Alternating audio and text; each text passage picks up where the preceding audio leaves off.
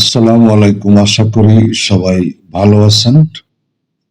আসলে কি বলার আছে, বাংলাদেশকে নিয়ে ভারত, কলকাতা এদের যেন একটু বেশি চুলকানি। এরা বাংলাদেশকে নিজের বাপের সম্পত্তি মনে করে কিনা জানি না, বা বাংলাদেশের উপরে এদের যেই অনধিকার চর্চা, এই অনধিকার চর্চা কবে থামবে সেটা বলা মুশকিল। এবার আওয়ামী লীগকে নিয়ে একেবারে কলকাতার এক সাংবাদিক একটা বিস্ফোরক মন্তব্য করেছেন, যেটা আসলে বাংলাদেশি হিসাবে সবারই গায়ে লাগার কথা। ছাত্র জনতার গণ অভ্যুত্থানে ক্ষমতাচ্যুত স্বৈর শাসক শেখ হাসিনার দল আওয়ামী লীগকে ভারতের ক্ষমতাসীন বিজেপির বাংলাদেশি শাখা বলে মন্তব্য করেছেন কলকাতা এবং লন্ডন ভিত্তিক সাংবাদিক, গবেষক, অ্যাক্টিভিস্ট আক ভাদুড়ী। শুক্রবার দুপুরে নিজের ফেসবুক ওয়ালে এক স্ট্যাটাসে তিনি এই মন্তব্য করেন। তার স্ট্যাটাসটি ইতিমধ্যে সোশ্যাল মিডিয়া ছড়িয়ে পড়েছে মিডিয়ায়। অর্ক পোস্টটি প্রধান উপদেষ্টার প্রেস সেক্রেটারি শফিকুল ইসলাম তার ফেসবুক পেজে শেয়ার করেছেন। মানে এই যে অর্ক, যেই আপনার ফেসবুক পোস্টটি দিয়েছেন, সেটা বাংলাদেশের যেই প্রধান উপদেষ্টার প্রেস সচিব শফিকুল ইসলাম, উনি তার ফেসবুকে আবার এটা শেয়ার করেছেন। তো সেই পোস্টে আর্ক ভাদুড়ী কি লিখেছেন আমরা একটু দেখে আসি।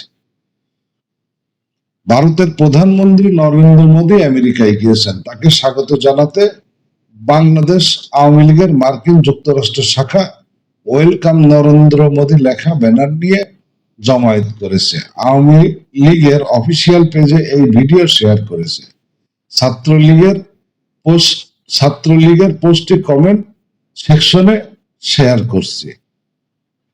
ভিডিওর ডান দিকে ব্যানারটি দেখা যাবে। বিজেপি এবং আওয়ামী লীগ এখন আর আলাদা দুইটা দল নাই।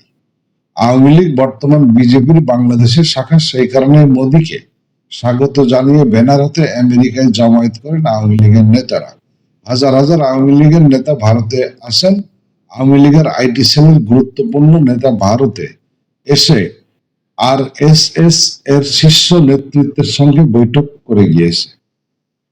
করতেই পারেন, এগুলো তাদের রাজনৈতিক সিদ্ধান্ত। প্রশ্ন হলো, বিজেপির সিস্টার কনসার্ন হিসাবে ক্রিয়াশীল আওয়ামী লীগ কি আদৌ বাংলাদেশের রাজনীতিতে কামব্যাক করতে পারে? সম্ভবত নয়। ইউনূস সরকারের বিরুদ্ধে ক্ষোভ আছে, ক্ষোভ আরো বাড়বে, কিন্তু তার সুফল আওয়ামী লীগ ঘরে তুলবে না, তুলবে অন্য রাজনৈতিক শক্তি। জুলাই আগস্টের সহিংসতা নিয়ে শেখ হাসিনাকে দায়ী করে রাষ্ট্রসংঘের মানে জাতীয় সংঘের রিপোর্ট প্রকাশিত হওয়ার পর আওয়ামী লীগের বিপদ আরো বেড়েছে। কিংবদন্তি আওয়ামী লীগ নেতা মুজিবনগর সরকারের প্রধানমন্ত্রী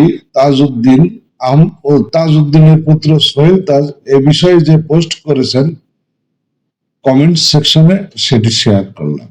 এই দুরবস্থা খোলাখুলি নরেন্দ্র মোদীর পক্ষে বন্যার নিয়ে ব্যানার নিয়ে মিছিল করে আদৌ কি বিচক্ষণতা পরিচয় দিচ্ছে আওয়ামী লীগ? এই হচ্ছে ঘটনা। আওয়ামী লীগ এখন বাংলাদেশে কোনো সুবিধা করতে পারছে না।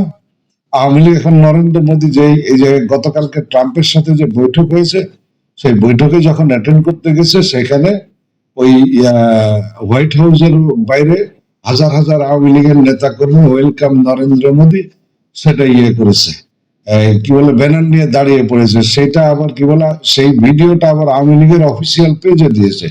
এটা কত বড় নোংরা! আওয়ামী লীগ বাংলাদেশের জন্য রাজনীতি করুক, সেটা ঠিক আছে। বাংলাদেশের যতগুলো রাজনৈতিক দল সবার উচিত বাংলাদেশের জন্য রাজনীতি করা, এবং সেটাই হওয়া উচিত এবং স্বাভাবিক। কিন্তু এটা কোন ধরনের নির্লজ্জতা? এটা আওয়ামী লীগের একেবারে বোঝা উচিত যে শেখ হাসিনার আসলে আর ক্ষমতায় ফেরার কোনো সম্ভাবনা নাই। এটা মোদীকে না, এটা যদি সারা বিশ্বকে তেল মারে তাও শেখ হাসিনা ফিরতে পারবে না। এই যে সম্প্রতি দেখেন, যেটা আপনার কি বলে বাশার আল আসাদ, উনি যে ক্ষমতাচ্যুত হলেন, ক্ষমতাচ্যুত হওয়ার পর তার যে রাজনৈতিক দল, সেই রাজনৈতিক দলকে কিন্তু ব্যান্ড করা হয়েছে। শ্রীলঙ্কার যে প্রেসিডেন্ট, উনি পালাই গেল, উনি কি এসে ক্ষমতা গ্রহণ করতে পেরেছে? পারে না। এই আওয়ামী লীগ আওয়ামী লীগের উচিত এখন বাংলাদেশের অভ্যন্তরে তাদের আসলে যে দুর্বলতাগুলো আছে দলীয়, সেগুলো ঠিকঠাক করে একটা লম্বা সময় নির্ধারণ করে ঠিকঠাক করে রাজনীতিতে আবার কামব্যাক করার চেষ্টা করা। কিন্তু এই যে যে সমস্ত কার্যকলাপ আওয়ামী লীগ করতেছে, তাতে দেশের মানুষ এগুলো খুব ভালোভাবে নিচ্ছে না। উনি এখানে অর্ক যে সাংবাদিক এই পোস্টটা লিখেছেন, উনি এখানে একটা গুরুত্বপূর্ণ কথা বলেছে যে এতে আসলে আওয়ামী লীগের কোনো লাভ হবে না।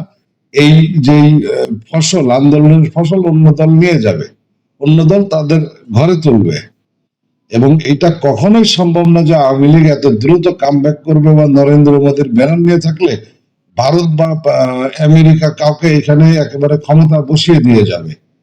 কারণ ক্ষমতা এরকম না যে একদিনে গ্রহণ করা যায় বা একদিনে কাউকে বিতাড়িত করা যায়। আওয়ামী লীগের যে ক্ষমতা গেছে, সে সাবেক প্রধানমন্ত্রী শেখ হাসিনা যে পালিয়ে গেছে ভারতে, এটা একদিনের প্রসেস না। ভালো থাকবেন সবাই।